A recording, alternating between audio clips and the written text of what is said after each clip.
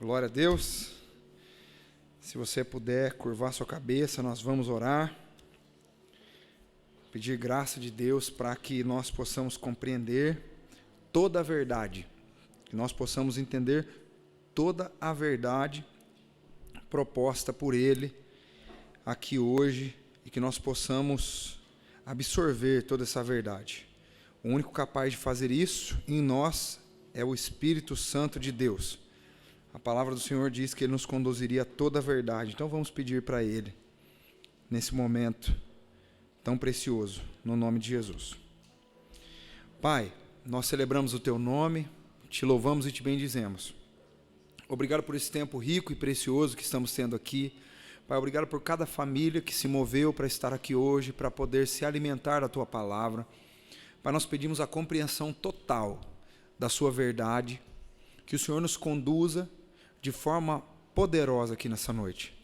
Nós pedimos ao Senhor, Pai, arranca qualquer resistência do nosso coração, arranca qualquer impedimento da mente, que nós possamos estar totalmente aqui, para absorver a Sua vontade para nós, por intermédio da Tua palavra.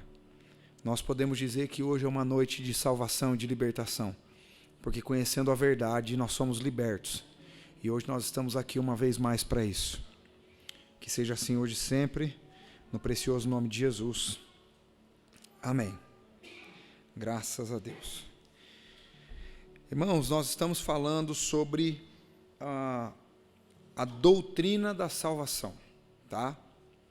Esse é um assunto que, volto a dizer mais uma vez, é um assunto que todo cristão precisa saber, precisa entender e precisa aprender para desenvolver sua vida cristã de forma mais prática.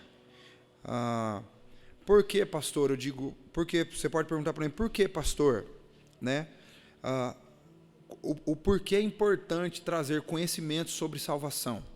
Eu vou fazer um adendo aqui antes de nós entrarmos no estudo, não é? Mas já como pano de fundo para nós ficarmos muito bem ligados. Existe um evangelho que estão pregando por aí, que é um evangelho muito barato. É um evangelho que não tem nada a ver com a cruz de Cristo. É um evangelho que ele deixa Deus totalmente responsável por tudo e o homem totalmente isento de tudo. Ok? Então isso é preocupante. Isso é preocupante porque faz o quê? Isso varre os cristãos comprometidos do corpo. Por quê? Porque a tendência do homem é má. A tendência do homem é errar. Essa é a tendência. Então imagina você ter a possibilidade, passar pela opinião humana, a possibilidade de você fazer tudo o que você quer e ainda assim ser aceito por Deus. Isso é maravilhoso, irmão.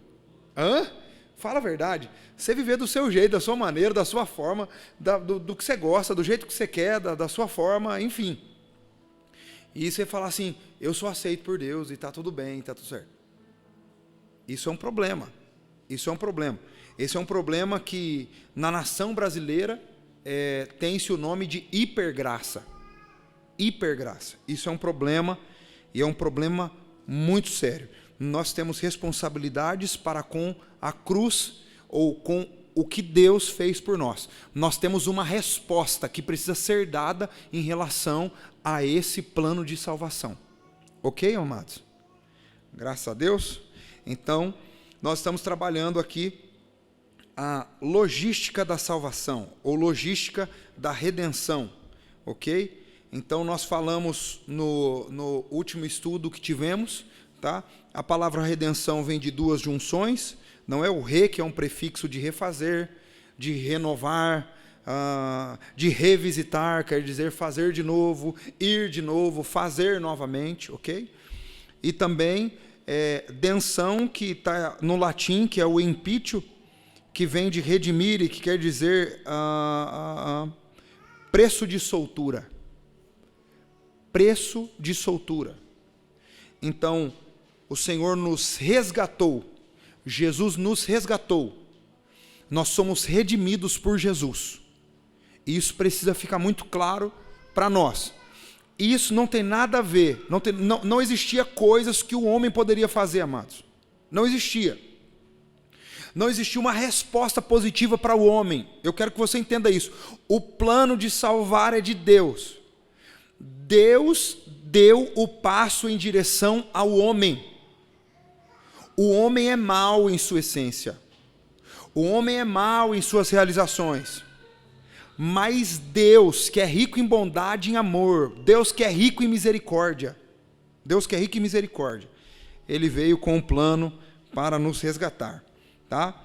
Então, aonde nós paramos? Só para refrescar aí a sua memória. Foi o último verso que nós lemos, tá?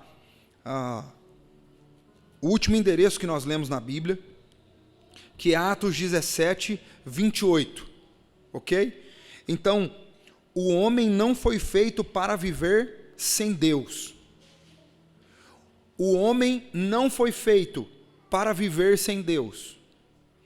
O homem ele pode sobreviver, mas viver em plenitude, experimentar de abundância de vida, é só em Cristo. Só em Cristo existe plenitude de dias. Fora dele, nós podemos sobreviver. Sobreviver vem de uma forma muito dificultosa de existência. Então nós podemos sobreviver, ok? Essa é a referência aqui. Então Atos 17, 28 está dando a referência que sem ele, nós não podemos viver, existir ou nos movimentar. É isso que o texto diz. Então, em Deus nós podemos experimentar de plenitude de vida. E aqui agora nós vamos entrar então nessa segunda parte, tá? Nós vimos no estudo anterior que o primeiro homem pecou. Ele errou, ele falhou. E o que nós temos a ver com isso? Porque tem muita gente que fala assim, o que eu tenho a ver com Adão? O que eu tenho a ver com a Eva? Por que eu sou pecador? O que aconteceu no meio desse trâmite todo? Qual é a minha participação nessa história?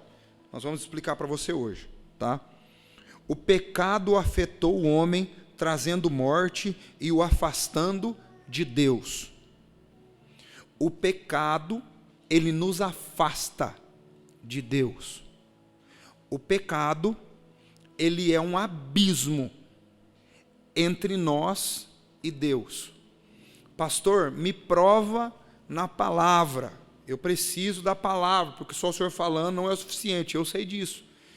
Eu não anotei aqui, não dei para os meninos da mídia fazer o PDF, mas está lá, Isaías 59. Isaías 59. Vamos abrir junto? Isaías 59.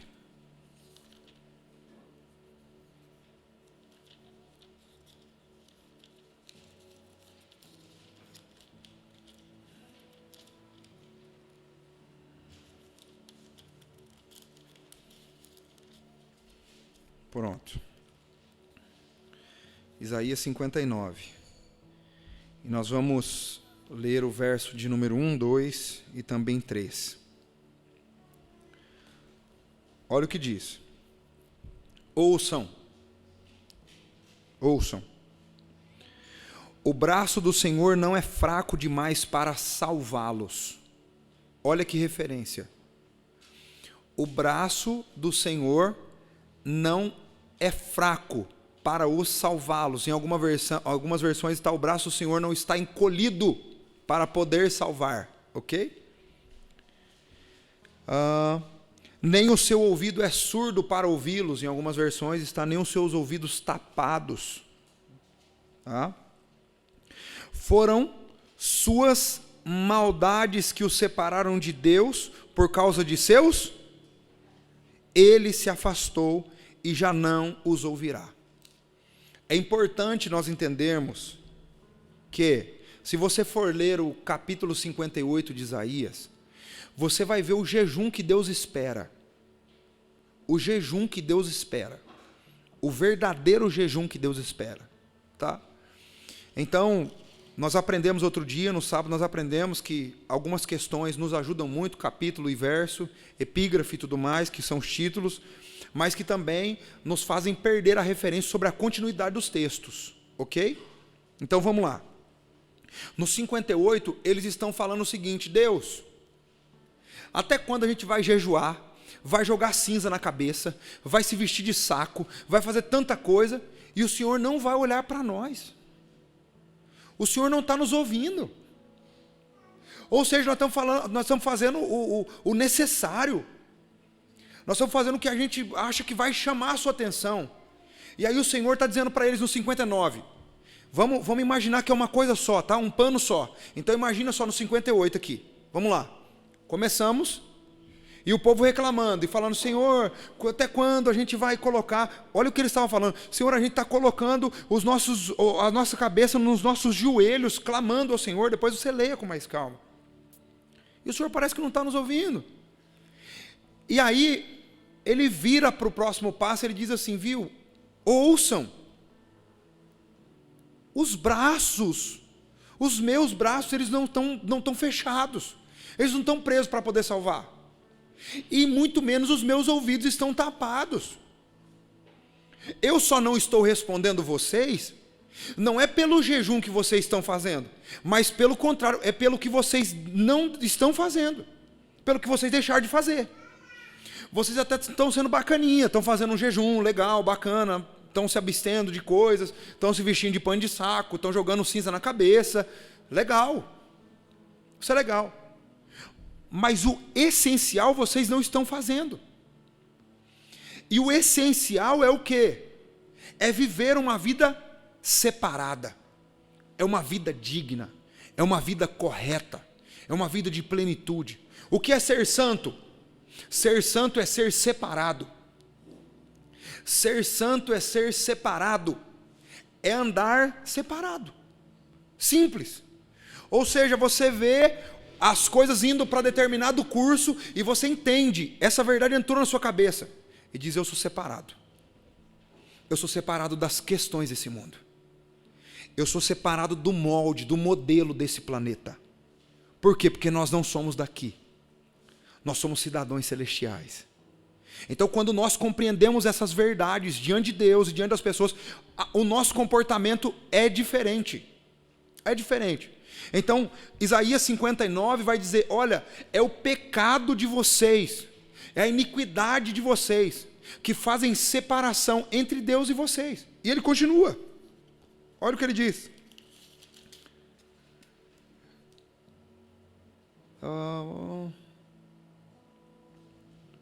Ninguém se preocupa. Olha o que ele diz no 4. Ele diz: olha, ninguém se preocupa em ser justo e íntegro. Os processos judiciais se baseiam em mentiras. As pessoas estão concebendo maldades e dão luz ao pecado. Chocam serpentes venenosas e tecem teias de aranha. Quem comer seus ovos morrerá, quem neles pisar fará sair víbora. Suas teias não servem de roupa e ninguém pode se cobrir com elas. Tudo que fazem é cheio de pecado. E a violência é sua marca.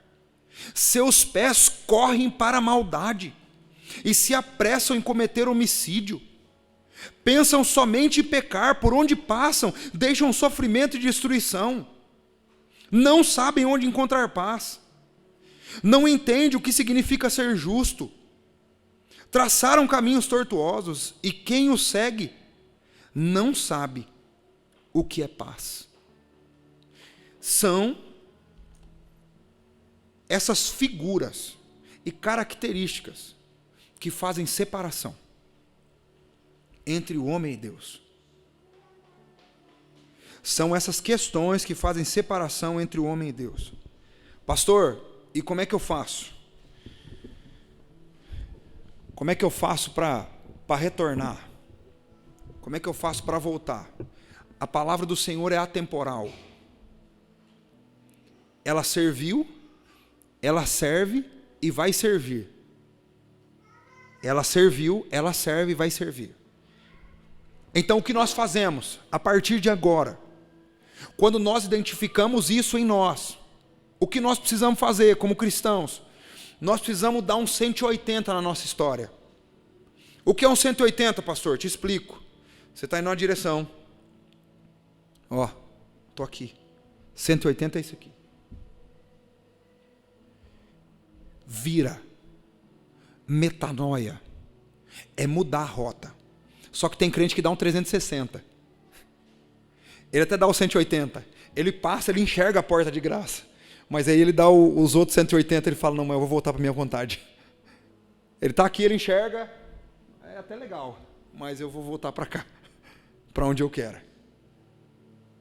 Então nós precisamos nos sujeitar ao Senhor, ao senhorio de Cristo, ao senhorio da onde Ele nos tirou. O Senhor nos resgatou. Nós fomos resgatados por Ele, tá? Então, sem perder a linha, tá? O pecado afetou o homem, trazendo morte e o afastando de Deus. Como diz 1 de João, capítulo 3, e verso de número 9. Vamos fazer essa leitura aqui, de 1 João, capítulo 3, verso 9. Tá? 1 João 3, 9. 1 João 3, 9.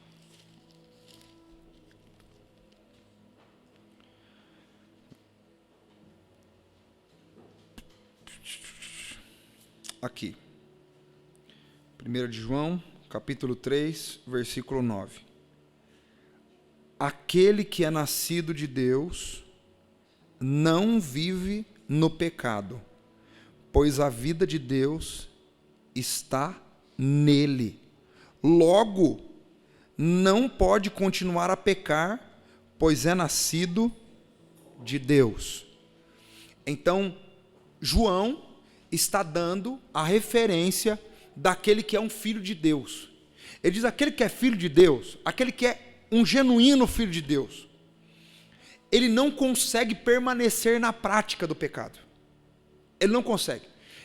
Gera um incômodo nele por todos os lados. Aonde ele vai, ele se sente incomodado. Se ele está em um lugar que não faz mais parte do plano, ele se sente incomodado.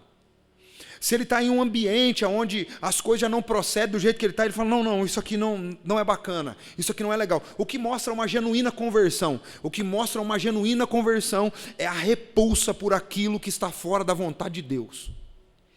Uma genuína conversão, um genuíno convertido, ele consegue transitar, não mais por lugares aonde andava, mas ele caminha por aquele e naquele que é o caminho, a verdade e a vida, Cristo. Seus caminhos mudaram, sua forma de pensar mudou, a sua visão foi afetada pelo pecado, seu coração foi afetado pelo pecado, os seus sentidos foram afetados pelo pecado, mas agora que ele entregou sua vida a Jesus, agora que ele aceitou a Cristo como Senhor e Salvador da sua vida, agora como ele entregou a sua vida nas mãos de Deus, ele pode experimentar e desfrutar disso aqui. Quem é aquele que é nascido de Deus? Quem é aquele que é nascido de Deus? João capítulo 1 fala disso. Então você vai pegar sua Bíblia aqui, 1 João, você está aí, 3, 9. Aí você vai colocar na caneta, no 9, você vai colocar assim, João 1. Que toda vez que você vê esse versículo, você vai lá, voltar, linkar e você vai saber que tipo de filho. Quem está nessa filiação? Tá? Quem nasceu? Como nasceu? Na onde nasceu? Está aqui, João capítulo 1. João capítulo 1.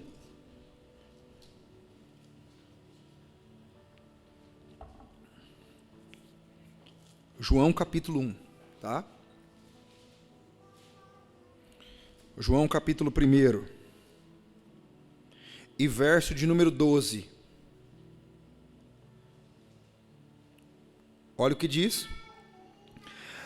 Mas a todos que creram nele e o aceitaram, ele deu o direito de se tornarem filhos de Deus. Então quem são os filhos? Olha aqui o Google falando. Precisa ativar isso, Eric. Ajuda aí, Vano, depois. Em nome de Jesus. Não posso falar nada no trânsito, que esse aparece. Quem são os filhos? Quem é o nascido de Deus? Aquele nascido de Deus não vive no pecado. Então essa é a característica de alguém que não foi movido de emocionalismo. Por quê? Porque os cultos hoje parece que são movidos de emocionalismo. Tem aquele bando de gente, vem, aceita Jesus no rebanhão. Ah, perfeito. Mas o fruto não é genuíno. O fruto não pertence. Como eu vejo a característica de um filho de Deus? Como eu vejo que alguém tem essa filiação real? Como eu vejo? Por aquilo que ele produz. Por aquilo que ele produz. A Bíblia diz: aquele que é nascido de Deus não vive no pecado. Não vive no pecado. Não vive no pecado. Vamos para o próximo. Aqui. Como o pecado nos afetou? Por quê? Se a partir de Adão,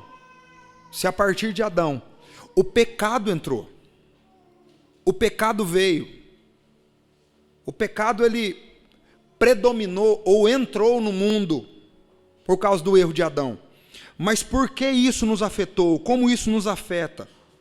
O que nós temos a ver com o pecado de Adão? Romanos 5,12. Carta aos Romanos, capítulo 5, versículo 12.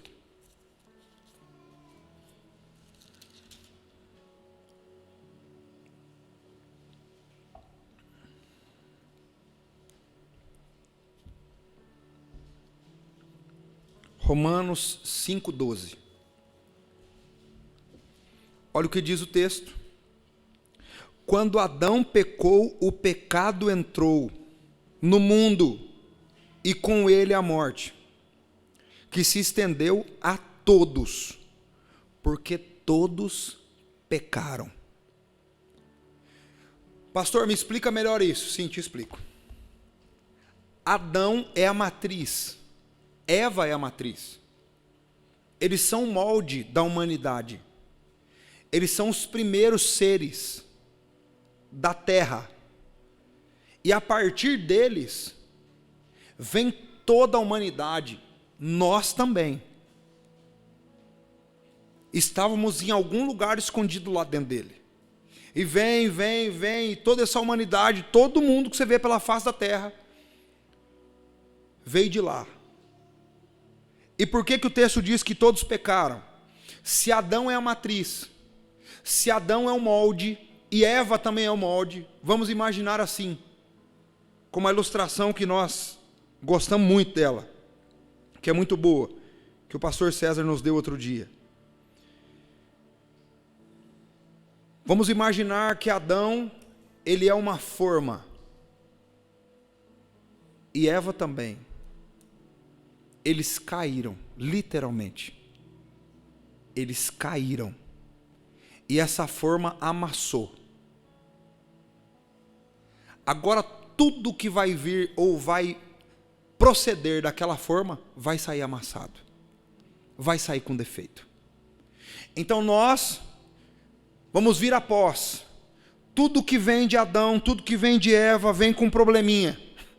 Qual é o probleminha? Pecado. O pecado nos afetou por isso. E Paulo, escrevendo aos Romanos, no capítulo 5, no versículo 12, ele explica isso. Ele diz: Adão, quando pecou, a morte entrou. E porque o pecado entrou, a morte entrou, todos nós pecamos. Por quê? Porque nós viemos de Adão e Eva. Também somos descendentes em algum grau, de algum nível deles. Então o pecado entrou na humanidade. E então uma anotação muito importante aqui. Por quê? Porque isso muda a forma com que eu me relaciono com as coisas. Não somos pecadores porque pecamos. Nós pecamos Porque somos pecadores. Por quê? Te explico melhor. Você anota aí. Está aqui já. Não somos pecadores porque pecamos. Por quê? Porque tem gente que fala assim, não, mas eu não mato. Eu não roubo. Eu não traio. Eu não minto. E está tudo certo. Só que a Bíblia diz assim, aquele que disser que não tem pecado faz-se mentiroso. Por quê? Porque o DNA dele já é de pecado. Ele já veio de procedência de pecado. Então, por vir desse lugar de pecado, ele não é pecador porque ele comete pecado. Ele já é pecador porque ele veio de lá. Então, o homem é pecador porque ele foi de lá de trás. O pecado entrou e assim acontece. Perfeito. E agora, pastor? Como é que a gente faz? O pecado entrou. O pecado veio.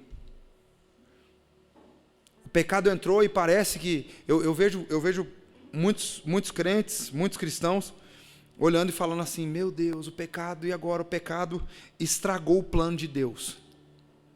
Não, o pecado não estragou o plano de Deus. O pecado foi um veículo para Deus expressar o seu maior amor pela humanidade. O pecado foi uma excelente oportunidade para nós aprendermos sobre amor. E aí, o próximo slide diz assim, Deus tem um plano e um caminho para resgatar o homem. Deus, em sua infinita graça, misericórdia, Ele tem um caminho para resgatar o homem. E o próprio Jesus se apresenta como esse caminho. Em João capítulo 14, verso 6. Vamos lá. Vamos junto. João 14, 6.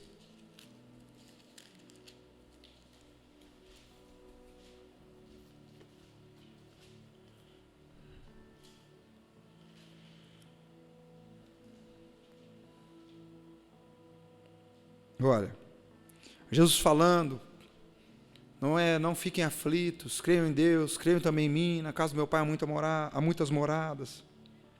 Falando já para onde ele retornaria. E aí no 6 ele diz assim, eu sou o caminho, a verdade e a vida. Ninguém vem ao Pai a não ser por mim.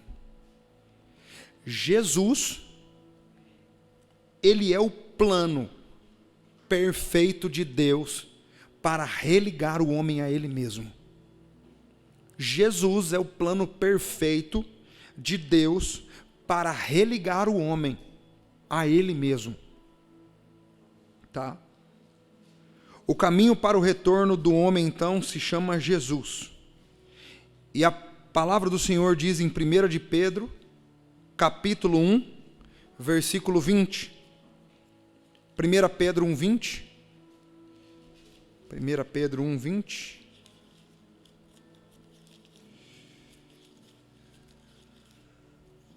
Primeira de Pedro, capítulo 1, versículo 20.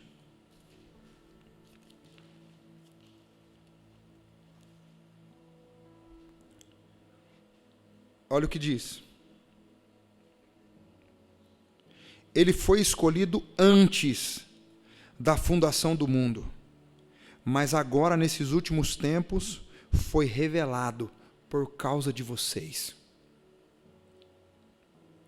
Ele foi escolhido antes da fundação do mundo, mas agora, nesses últimos tempos, foi revelado por causa de vocês.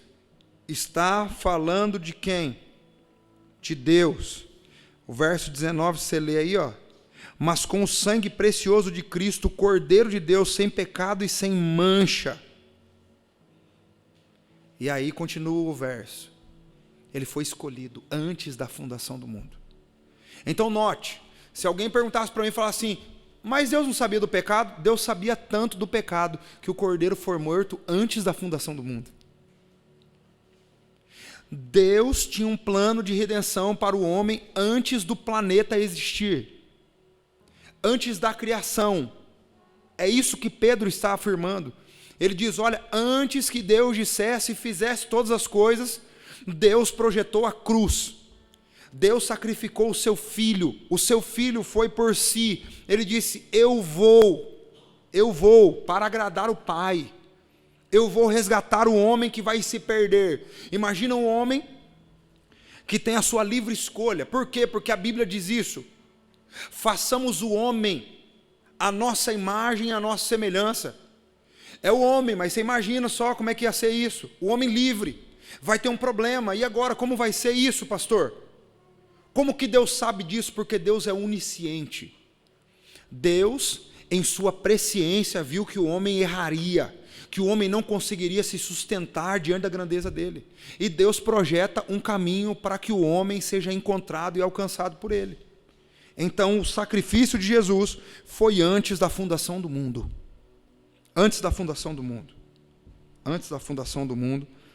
E isso daí está em 1 de Pedro, capítulo 1, versículo 20. Tá? E aí a pergunta,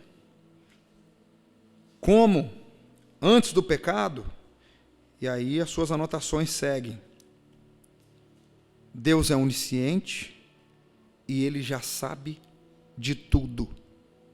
Isaías 46:10 traz uma afirmação excelente para nós, mostrando a grandeza, a presciência de Deus. Isaías 46:10. Eu anuncio o fim desde o começo. É Deus afirmando para o povo e dizendo, ei, eu vi o fim de todas as coisas, do começo, ou seja, eu não estou preso àquilo que vocês chamam tempo, eu não estou limitado àquilo que vocês chamam tempo, eu estou além do tempo, eu estou além de tudo isso, eu não estou preso a isso. Então, como eu não estou preso a isso, eu já sacrifiquei por vocês, eu já fiz por vocês, vocês foram redimidos antes de existir o último homem, o primeiro homem, aliás. O primeiro homem. Antes de existir o primeiro homem, o Senhor já havia sacrificado. Tá?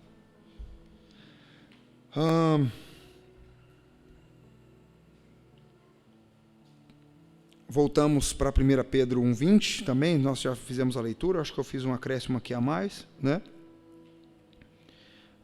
Eu acho que era o 18, na verdade, aqui.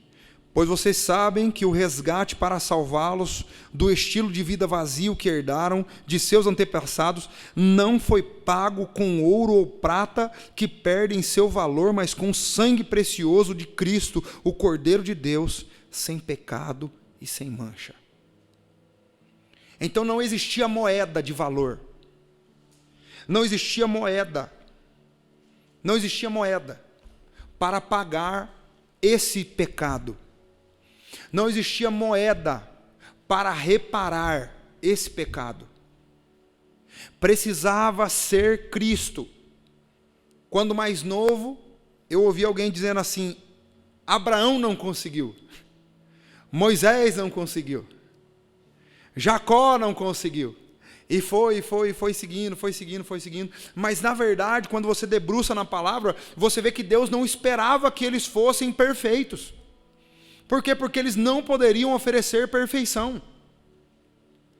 Eles não poderiam oferecer perfeição. Depois, se vocês tiverem a oportunidade, procurem um vídeo no YouTube sobre o sangue de Jesus.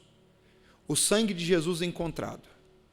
Procurem lá, coloquem lá no Google, e vocês vão ver pesquisas que foram feitas a partir de um sangue que foi encontrado no Monte Calvário.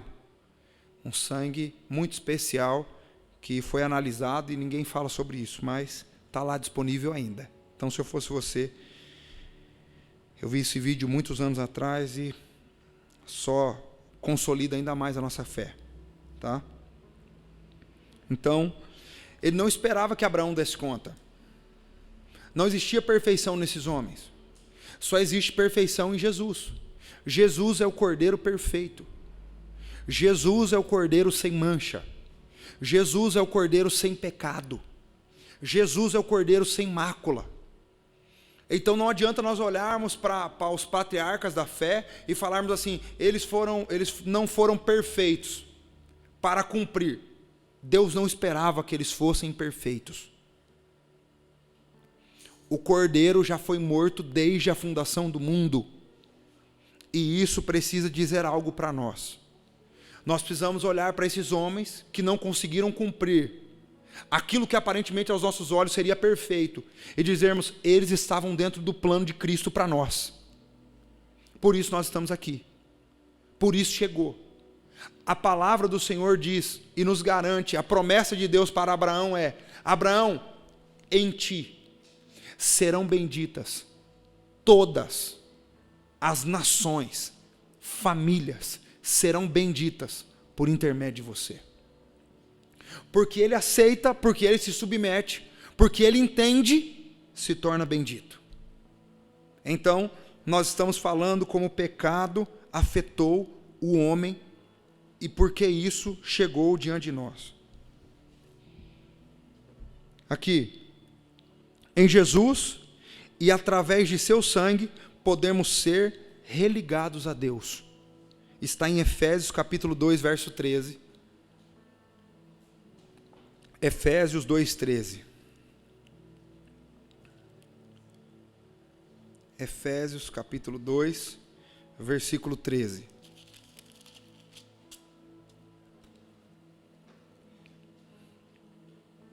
Efésios 2:13. Agora, porém, estão em Cristo Jesus. Antigamente estavam distantes de Deus, mas agora foram trazidos para perto dele, por meio do sangue de Cristo. Jesus precisou morrer, Jesus precisou sofrer, Jesus precisou encarnar, Jesus precisou pisar na terra, Jesus precisou deixar o trono para vir aqui, se fazer homem e reparar a ofensa que o homem fez. O que é o pecado, pastor? O pecado é uma ofensa para Deus. Quando você consegue entender isso, imagina só, todas as vezes que nós erramos deliberadamente, com consciência, sabendo que estamos errando, isso é uma ofensa a Deus. Então, como que a nossa cabeça funciona agora? A partir de agora. A partir do conhecimento da verdade. Todas as vezes que eu tenho a oportunidade de errar, ainda que a minha esposa não esteja perto, ainda que ninguém, ainda que não tenha olhos, como testemunha, eu preciso entender o seguinte: existe um Deus que é soberano, que está em tudo e em todos os lugares, que está nos vendo, e que sabe e conhece aqueles que são seus. Ele conhece aqueles que são seus. Quem são os filhos de Deus? Aqueles que creram e confessaram a Jesus como Senhor. Se tornaram filhos de Deus. Então, se você é marcado uma vez, marcado assim vai ser para sempre. Deus sabe quem nós somos, o diabo sabe também quem nós somos. De forma assim muito clara, de forma muito nítida.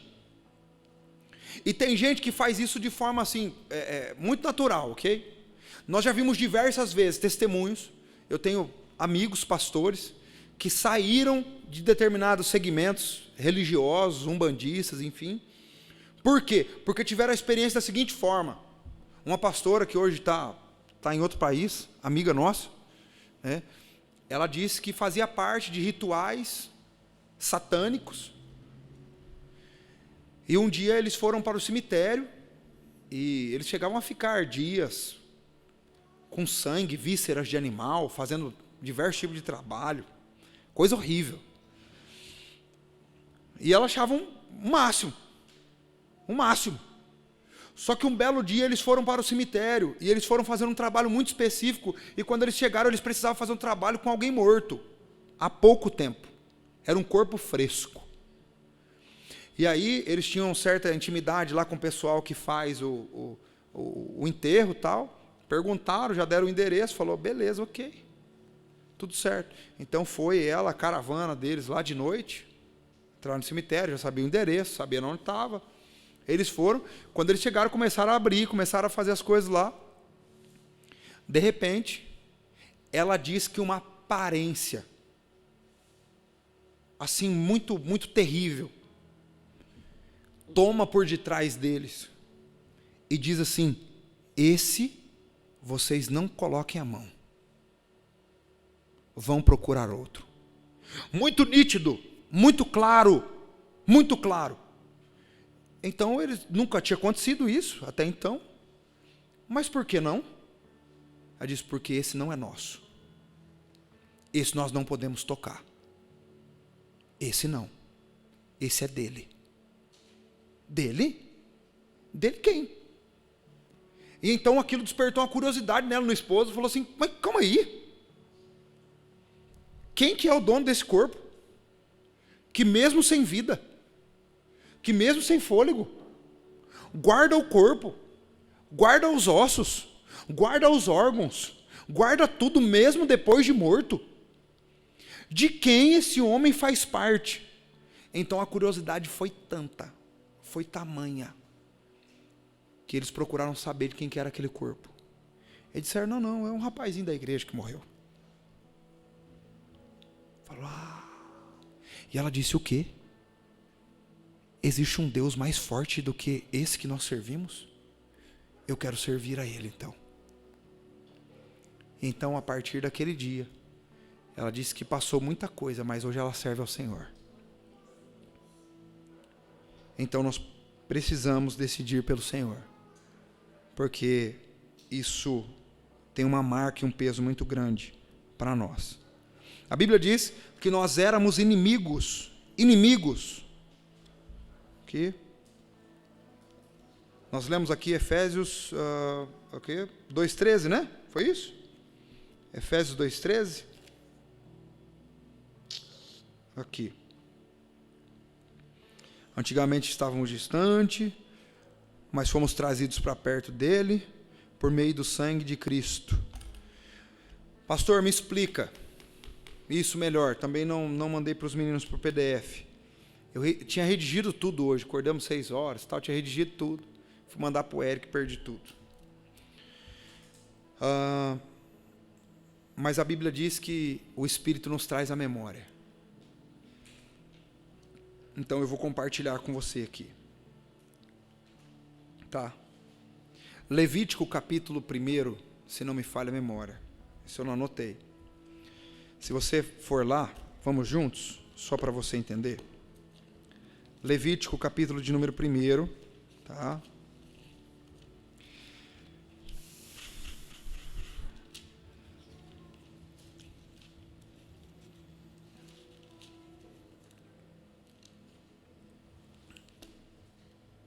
Levítico 1.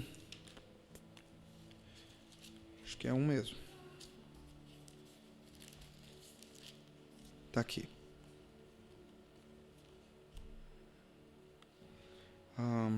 Deixa eu achar aqui. Aqui, o 15. O 15. O sacerdote levará a ave até o altar, destroncará a cabeça dela e deixará o seu sangue escorrer na lateral do altar. Em seguida queimará a ave. O sacerdote removerá o papo, as penas da cauda da ave e a lançará do lado leste do altar sobre as cinzas. Depois, segurando a ave pelas asas, o sacerdote a partirá, mas sem despedaçá-la, e a apresentará como holocausto sobre a lenha no altar. É uma oferta especial de um aroma agradável ao Senhor. Essa é uma das ofertas. Agora, vai para o capítulo 15 de Levítico.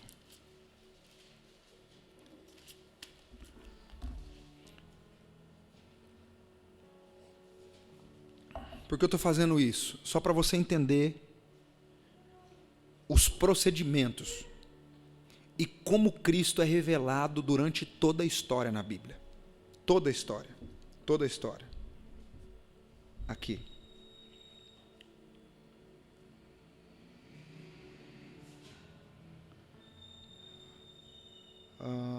Cadê?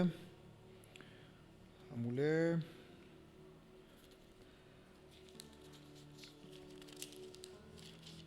Deixa eu ver o verso.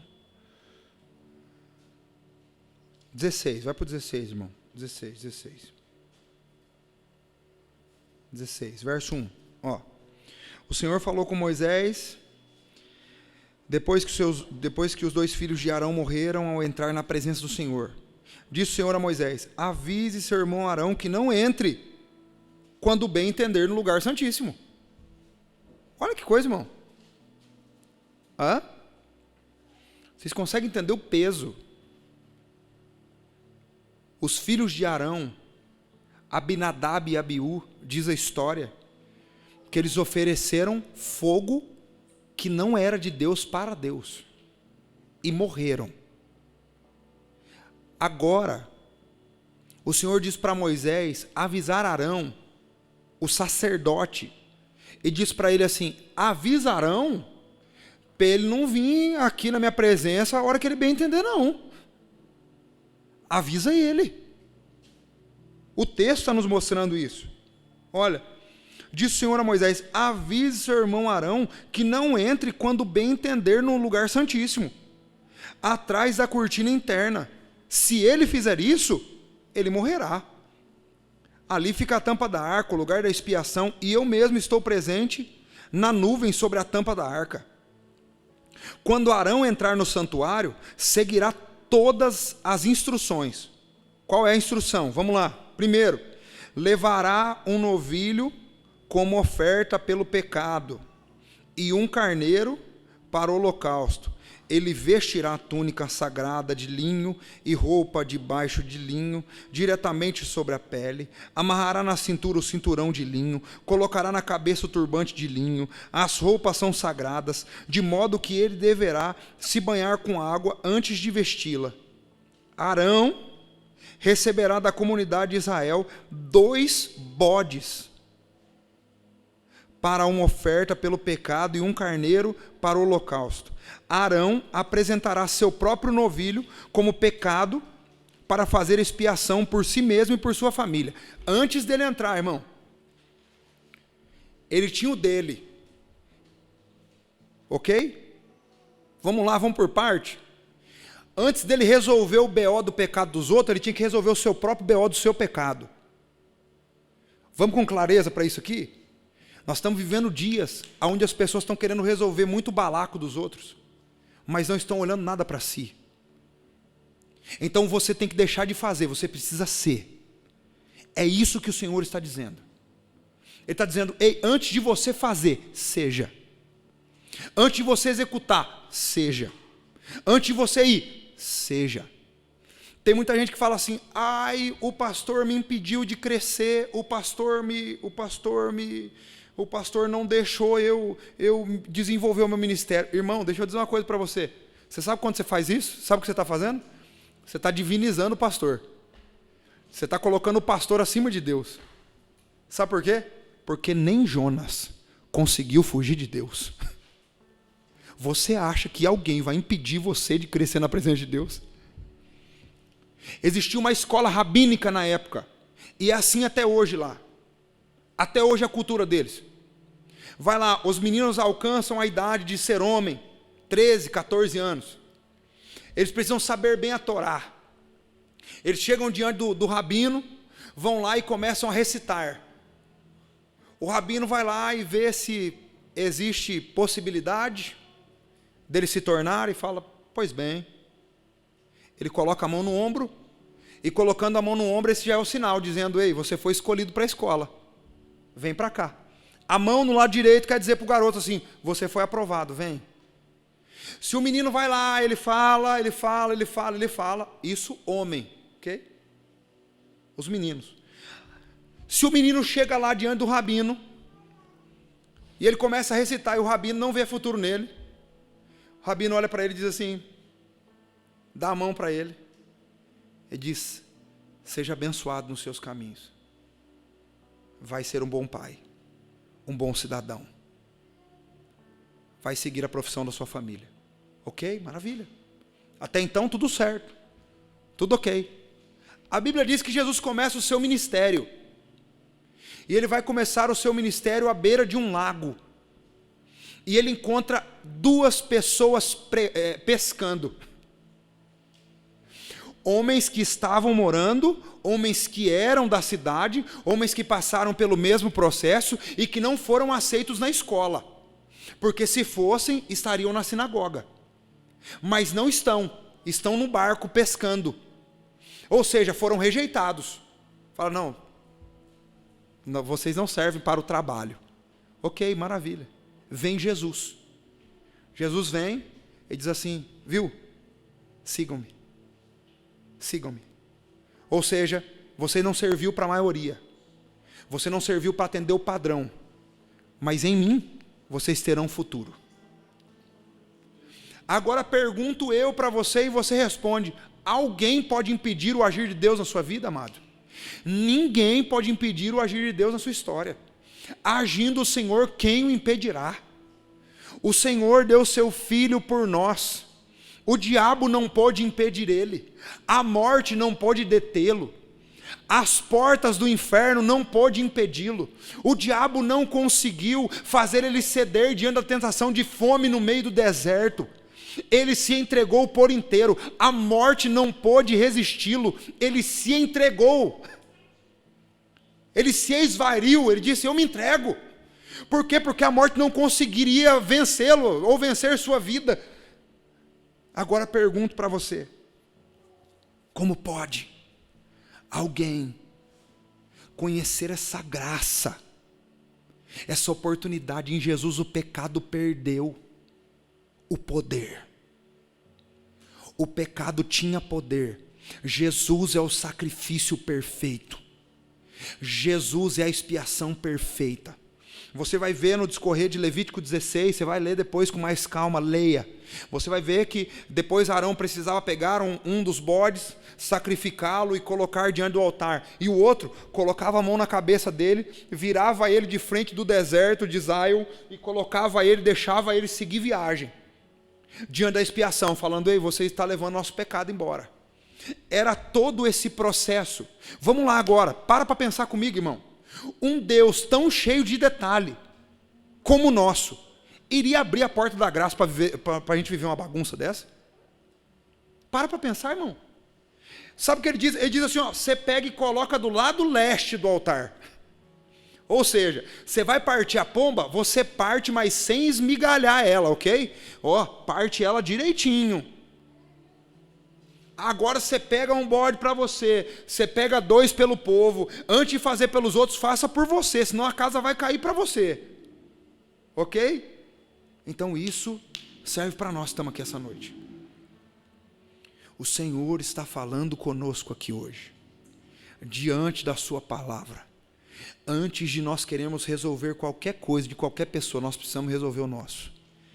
Antes da gente se apresentar, antes da gente querer falar assim, não, o outro, pegar. Eu preciso falar assim, como eu estou diante do Senhor. O Senhor estava dizendo isso para Arão, falando, ei Arão, para de querer fazer pelos outros, para de querer correr. Eu estou preocupado com você, porque se você entrar na hora que você quiser, se você entrar do jeito que você pensa, você não vai suportar. Então nós hoje, como filhos de amor, nós temos Jesus sacrificado, o perfeito sacrifício. Hoje nós não precisamos de pássaro, hoje nós não precisamos de bode, hoje nós precisamos de obediência à cruz de Cristo. E isso é o suficiente para nós. Nós precisamos dar uma resposta ao Senhor. Eu fiz uma anotação aqui, que eu achei interessantíssima. Se você perguntar para mim de onde eu vim, eu não sei nem se foi um soprar do Espírito, não sei se eu vim em algum lugar, não sei, não me lembro mesmo. Aqui, a grandeza de Deus não anula a responsabilidade do homem. A grandeza de Deus não anula a nossa resposta em relação à graça de Deus para nós. Foi para a liberdade que Cristo nos libertou. Adão pecou, Adão falhou, o pecado chegou até nós, chegou, sim, ele chegou até nós, mas hoje ele perdeu força. Nós podemos escolher viver uma vida em Cristo, longe do poder do pecado, sem errar com a nossa consciência, mas dizer: ei, eu estou vendo pecado de longe, eu não escolho o pecado, eu escolho fazer a vontade de Deus, eu escolho ser separado das coisas desse mundo para fazer a vontade do Senhor. Amém, amados? Glória a Deus por isso.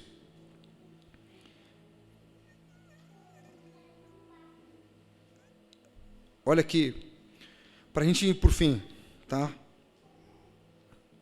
Romanos 7,19.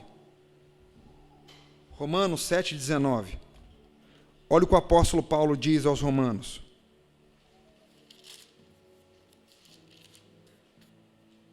Romanos 7,19.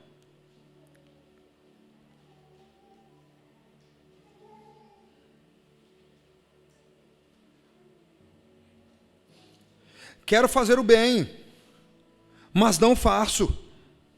Não quero fazer o que é errado, mas ainda assim o faço. Então, se faço o que não quero, na verdade, não sou eu quem o faz, mas o pecado que habita em mim. Assim, descobri esta lei em minha vida. Quando quero fazer o que é certo, percebo que o mal está presente em mim.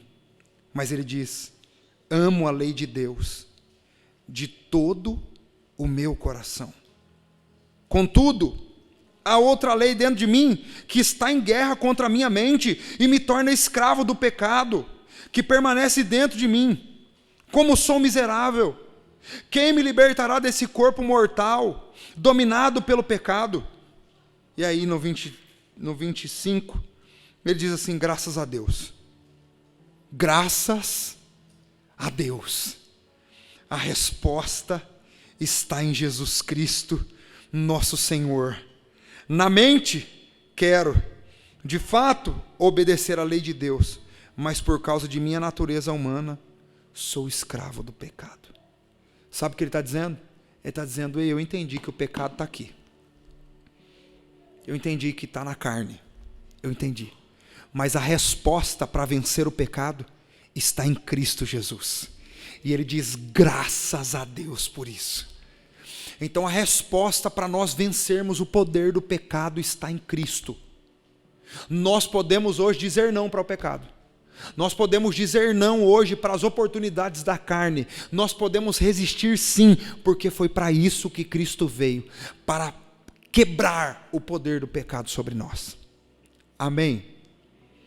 Então, diante dessas falas, eu quero encerrar essa noite aqui, dizendo: